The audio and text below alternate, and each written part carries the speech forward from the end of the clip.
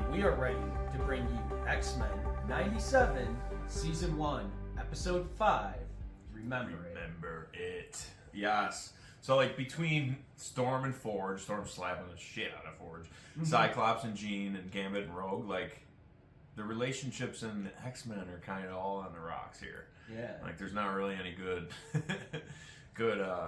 The best thing going right now is Jubilee and Roberto. Yeah, there you go. That's That's a win. There you go.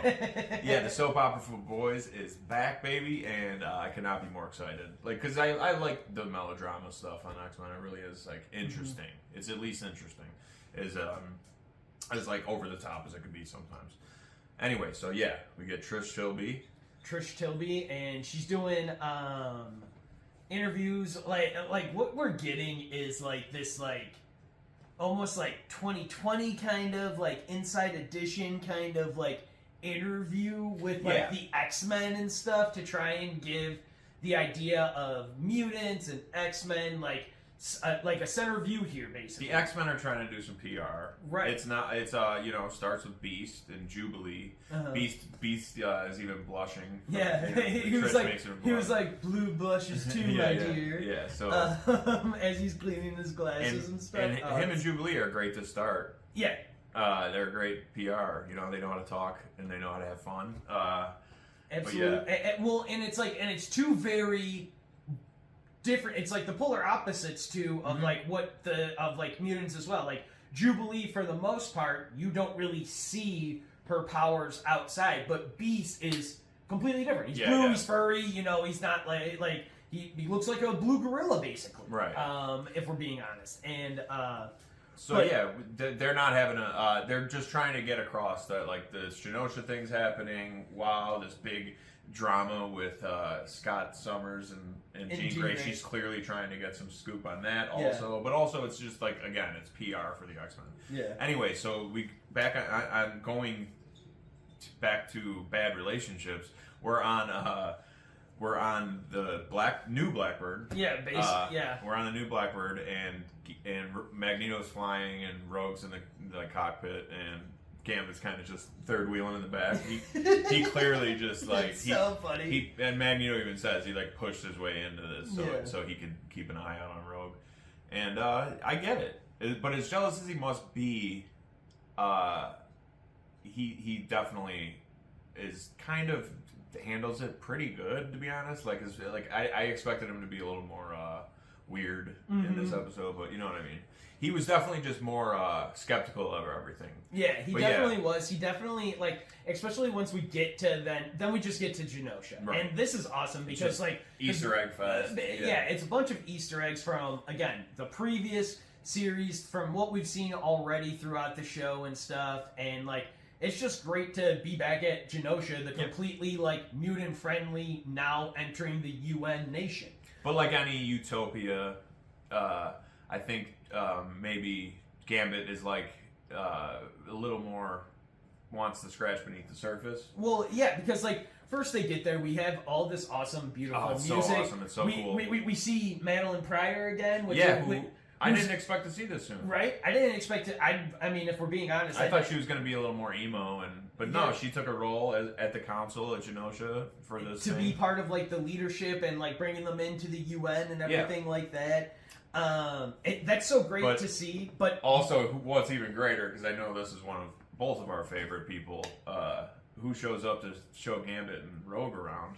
Our boy Kurt Wagner, baby. Nightcrawler. Yeah. I love Nightcrawler so much. And they really outdid themselves with Nightcrawler's design. Mm-hmm. I didn't really mess with his like puffy hair in the last one. It was like big, weird. Yeah. But they really made him great in this show. I mean, all of the redesigns and like slight tweaks and stuff that they've done to everything and everybody, character design wise, has been great throughout. I think it's been for the most part upgraded. Yeah. So again, for me, I was actually really worried we were never going to see Nightcrawler in the series up to this point because like I don't know, like I just really wanted to see him. So like seeing him here and then him like throwing his arms around like Gambit and Rogue and just like, you know, banking around with them and even stuff. Referencing back to the last time they saw each other, which was, you know, so it was awesome. But he's taking him around, and Gambit does notice something like, well, why are apples $10 a piece. Like again, he's from the gutter. Like he's from the streets.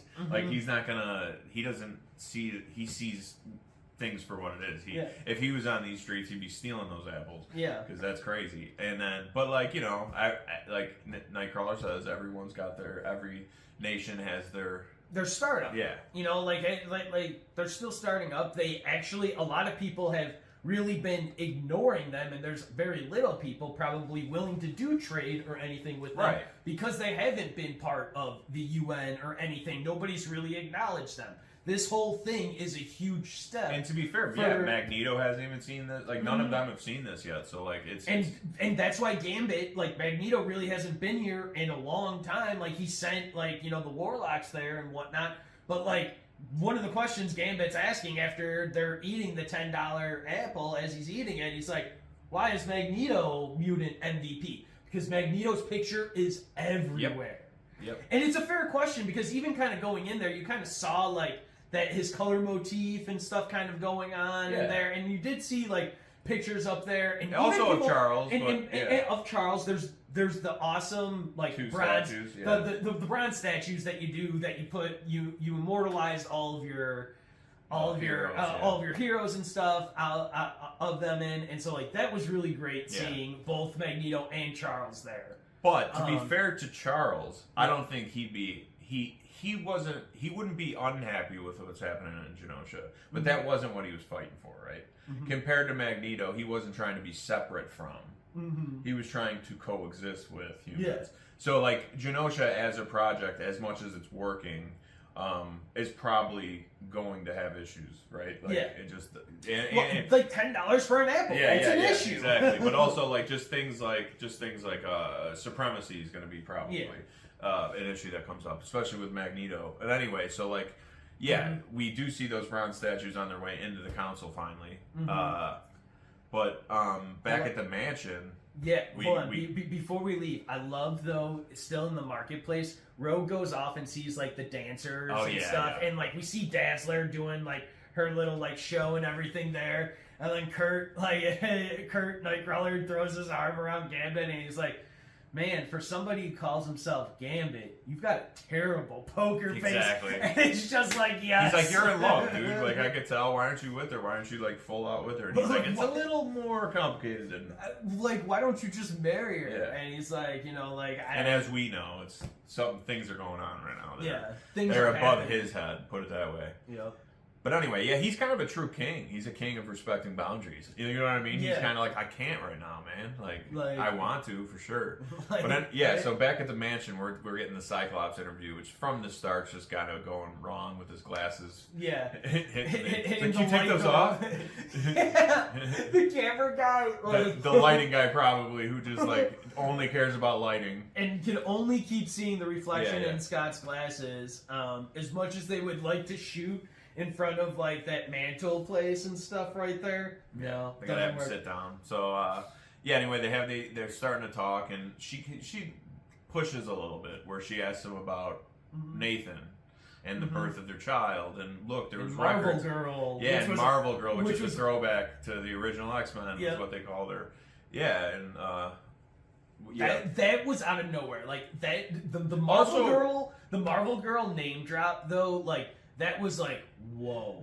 Trish has been kind of dropping those kind of things. Like, are they from the atomic, like the Children of Adam? Like that was the original X-Men. Like, so like, was it the atomic bomb who did this, or was this just humans evolving? Blah blah blah. So it's always interesting to finally see like where we're at with that. So Jean's kind of hiding out from the camera as well. Yeah. While Cyclops is having a rough time in there. He has a really sore spot though, because with that thing, he freaks out and like kind of goes old Magneto and says like, "I'm tired of saving humans. They don't even like us. Like, why do I keep saving humans and risking my life and all this stuff? All this, like, we're not really like you. We have to deal with some crazy stuff." Like, and which is true to be frank. Like, but it goes against what we need Charles. It seems like Charles. Right. Charles's absence is causing a lot of uncertainty here with the X-Men. Well, absolutely, and especially then leaving everything to Magneto, who was like, even as Storm has said, like, you were our enemy for so long, like, right.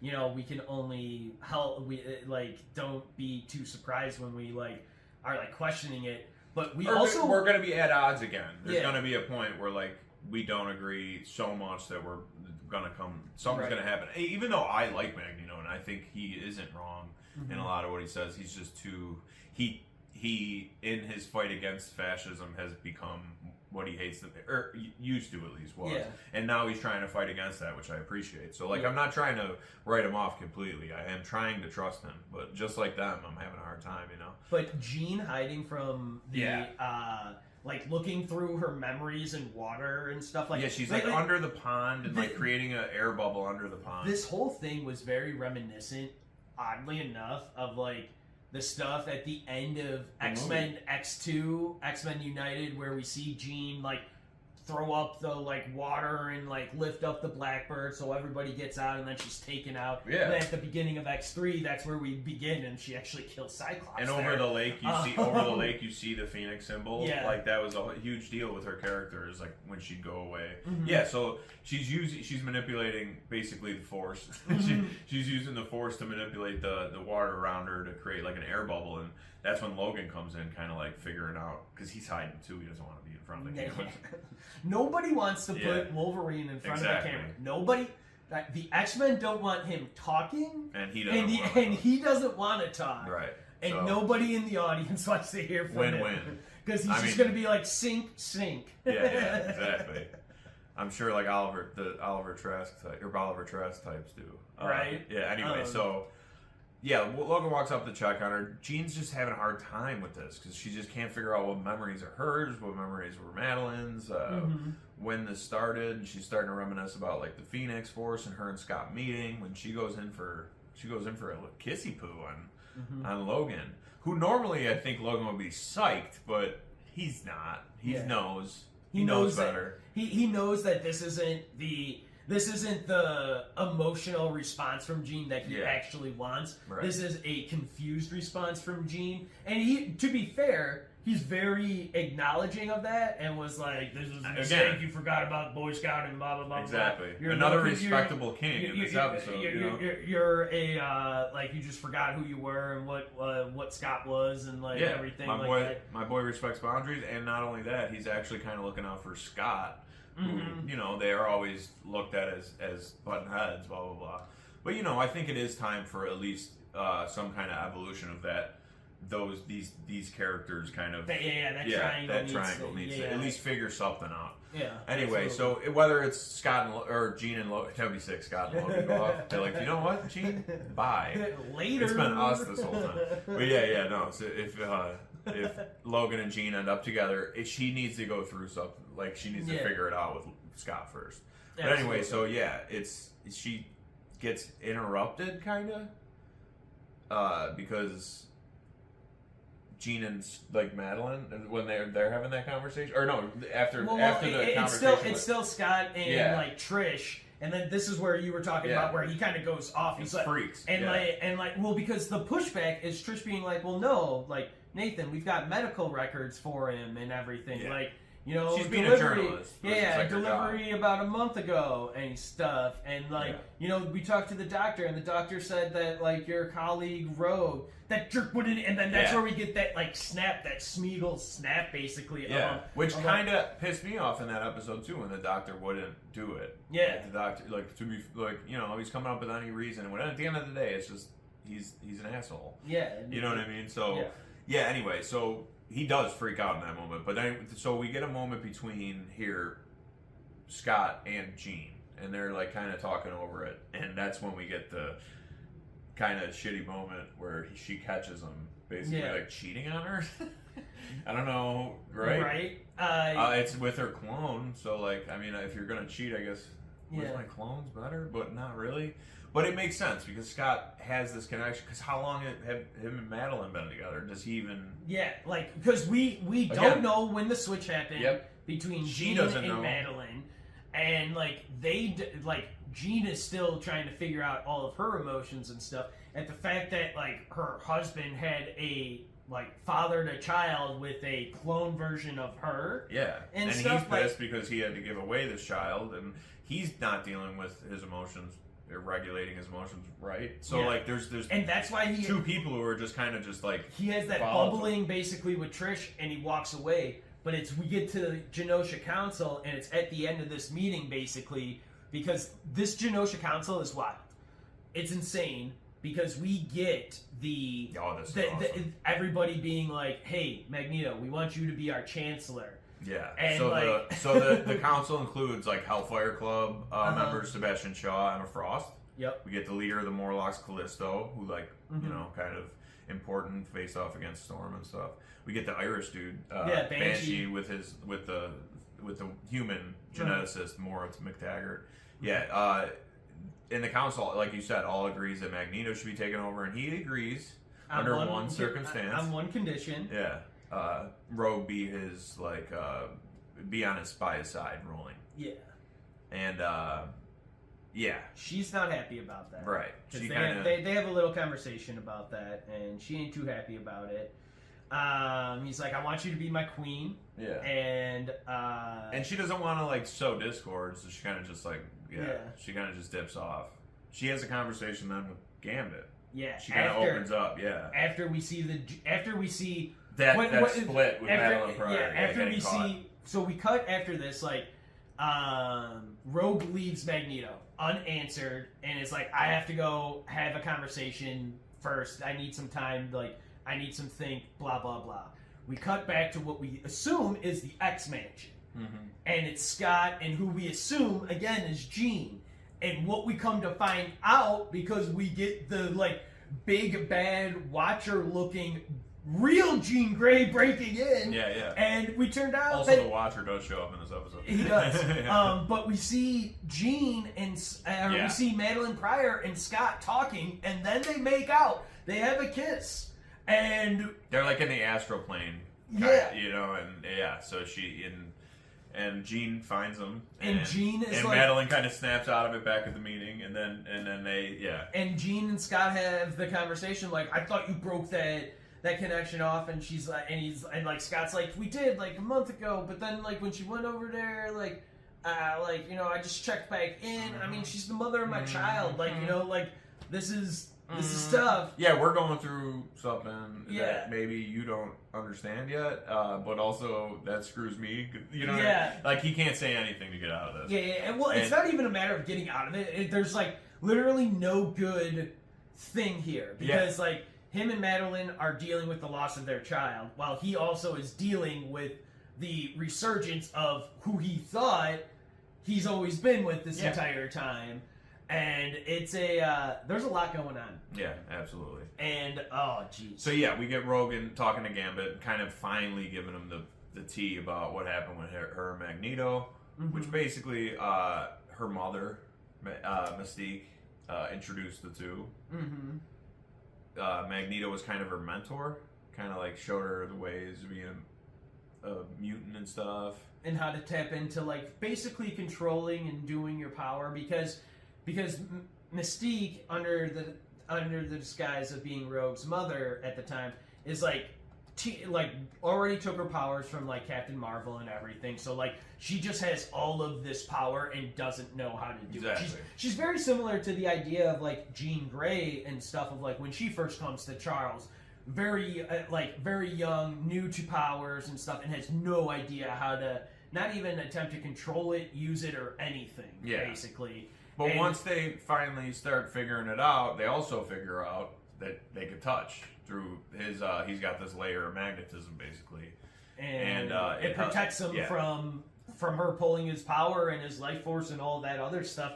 So they get it on. So they start getting it on, and they start like having a physical relationship, and but she's.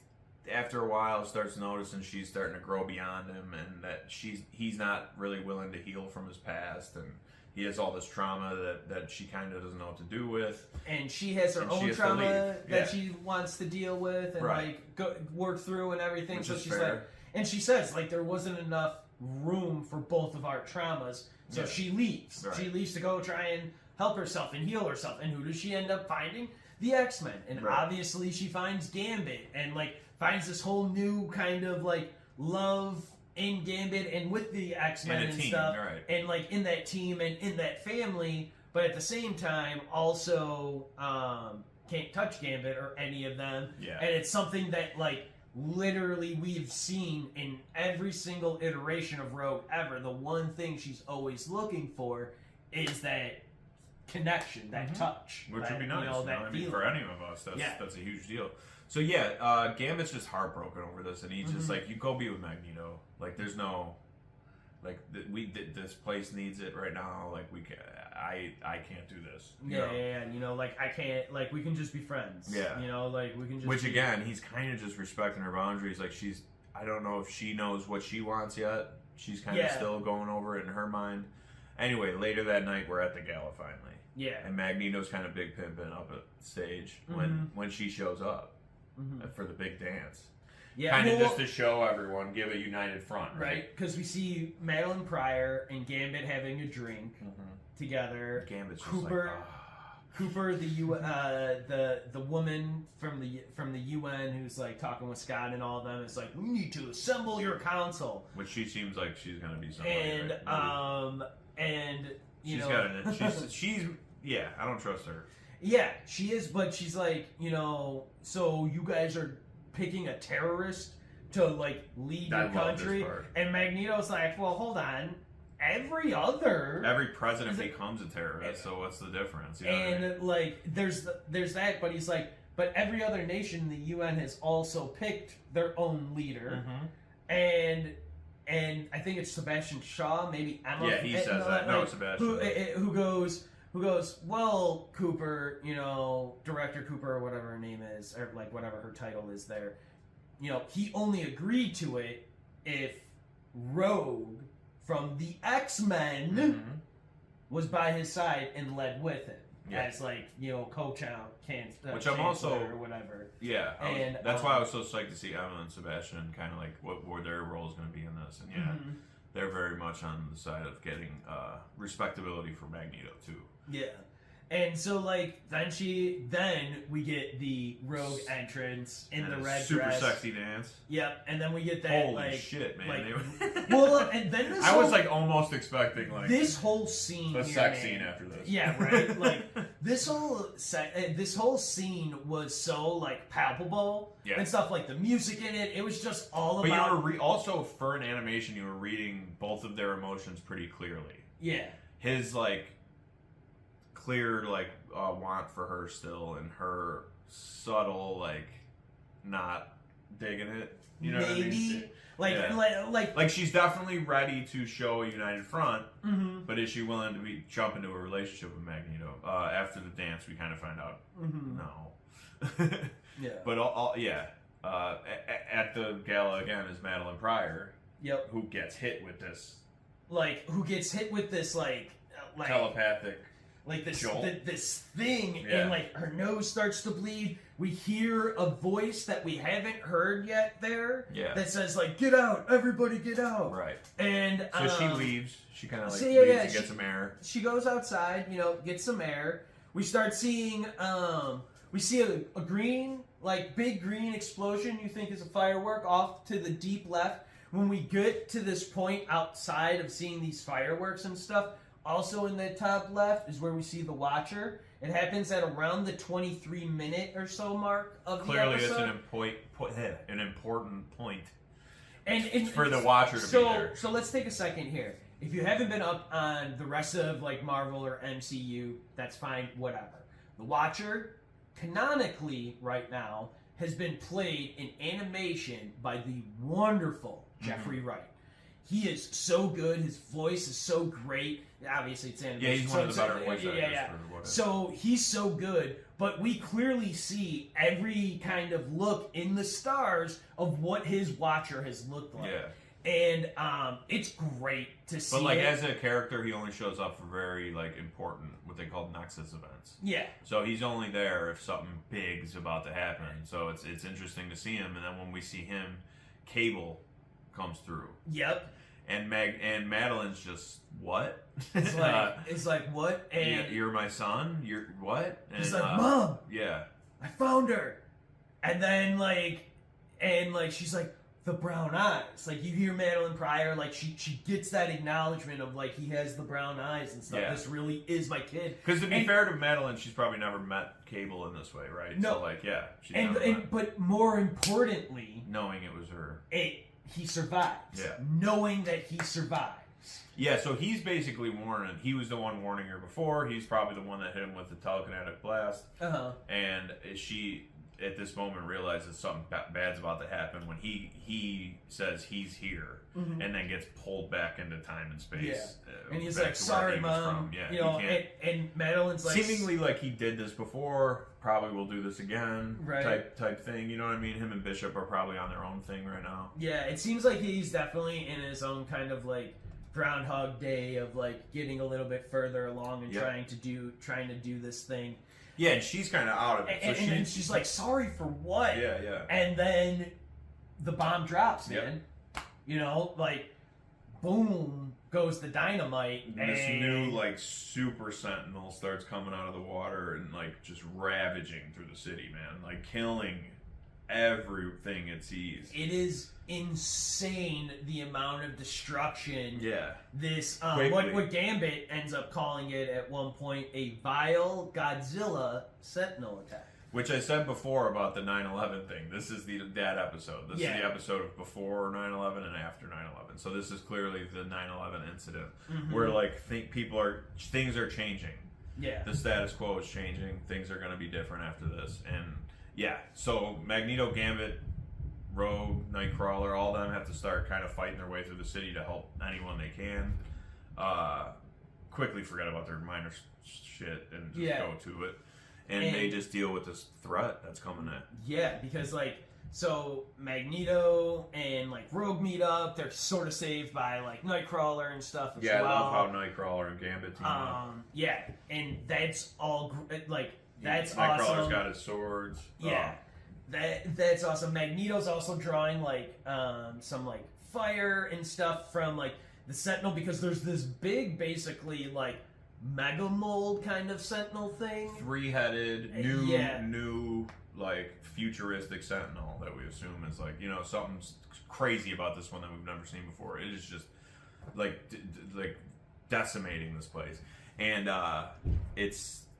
so Magneto kind of goes in, tries to help people. Yeah. While like the rest of them start running towards it. And he's giving direction. He's like, I'll take the stand here. Rogue and Gambit, you go and, you know, save the Morlocks who are underneath like the Sentinel and are kind of trapped underneath like rubble, can't really get out because if they move, the Sentinel like mega mold thing is gonna like destroy them, obviously. And I love what Magneto says. He's like, save as many as you can. We will not live our days wondering if we could have saved more. 100%. Oh man. Yeah. So like he gets into a certain mode right here, and he is definitely the hero that we wanted him to be in this moment. Yeah. Because not only does he notice Leech, the Morlock that we've seen before in past seasons and earlier in the episode, is out and about, and he is about to get squashed, and he goes to save him. Rogue tries to help. He pushes Rogue out of the way, and he, in German, says, you know, do not be afraid. Yeah. To the kid right before they seemingly get squashed. Yeah. And killed. And because you even hear it say, like, the Omega level mutant, like, detected, and then threat neutralized and stuff after him. It is so insane. either he's dead or he was taken out pretty harshly. Yeah. That it took out the need for the Sentinel to go after it. But anyway, Rogue's kind of blinded by rage at this moment. Yeah. She goes to try to, I don't know, attack the Sentinel on her own. Like head on and but Gambit, this is so sick when he uses the motorcycle here and to kind of hit her off course. Yep. And he grabs his staff, jumps towards the Sentinel, and he's about to, you know, do his thing when the Sentinel like has this tentacle that stabs the side of Gambit. It's just like, ooh, I don't know how he's gonna live through that. He gets impaled, but not to be outdone, he says the coolest line here. Mm-hmm. He's like, the name's not Gambit, mon ami. Yeah. Remember it. Yeah. Or the name is Gambit, mon ami.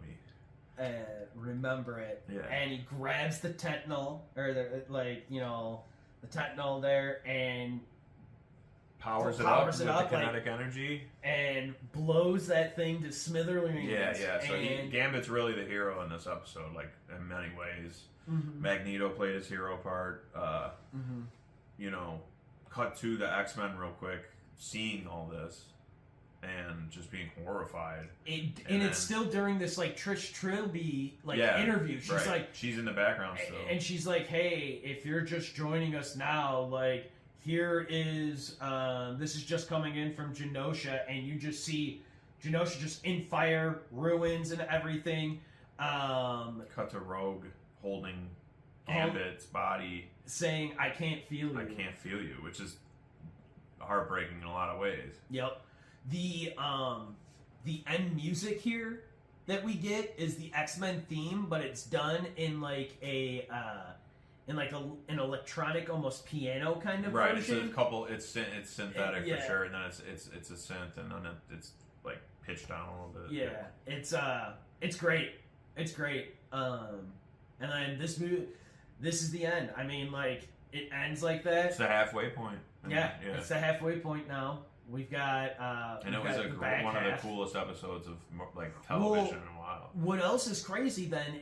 We're at episode 5, so we've got 6 through 10 left, but 8, 9, and 10, those final 3 episodes are a 3-parter. Mm-hmm. You know, tolerance is extinction, or extinction is tolerance, or whatever. Oh yeah. Because So like, it's crazy to think that we still then more or less have 2 more episodes to kind of get through. I mean, spoilers, we already know that the next episode is called Life Death Part 2. Life Death Part 2. Yeah, I was surprised it wasn't this episode. So it was cool. Me too. It was great to see how they did this. I thought they were gonna like do like a chill episode for this one. Nope.